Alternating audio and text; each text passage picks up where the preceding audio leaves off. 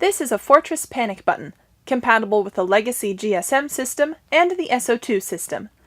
It communicates wirelessly with your main panel on a 433 MHz radio frequency and will set off the alarm immediately when pressed.